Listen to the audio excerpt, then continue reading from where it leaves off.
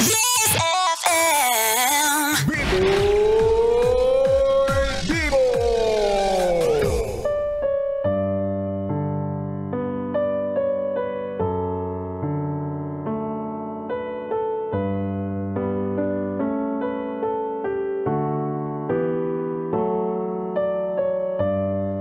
Bibi, sawang-sawa ka na ba isipin na pagdating sa gawaing bahay, hatian daw, pero ikaw lang din naman ang laging gagalaw.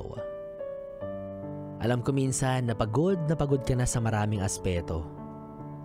Mula sa mga responsibilidad mo sa trabaho, tapos pag uwi mo, may mga gawaing bahay pa natatambad sa'yo. Kaya naman isang malalim na buntong hininga para sa mga walang choice kundi gawin yung mga sarili nilang utos. Aminado ka na makakapagbitaw ka talaga ng mga salita na dulot ng pagod mo.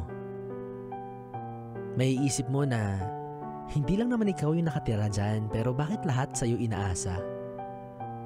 Pagluluto, pagwawalis, pagtatanggal ng alikabok, paglalaba, pagkikiskis ng banyo, ultimo simpleng paghugas ng mga plato. Lahat yun sa'yo. Kasi naman, sabi ko naman sa'yo, kung kaya ng iba, ipagawa mo sa kanila.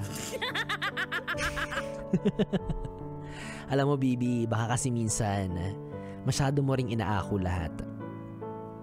Kung ganyan ka ng ganyan, hindi talaga matututo yung mga kasama mo sa bahay. Pero alam mo, gayon pa man, sobrang bilib ako sa'yo. Ang dami mong kayang gawin. Kaya mong i-extend yung lakas mo. Kaya mong gawin kahit yung mga bagay na hindi mo na sana trabaho. Ganyan daw kapag masinop sa bahay. At dyan nagkakaalaman kung malinis ka bang tao. Makikita yan sa ayos ng bahay mo. Kaya alam mo, kapag ako nakasama mo sa bahay, wala kang dapat linisin.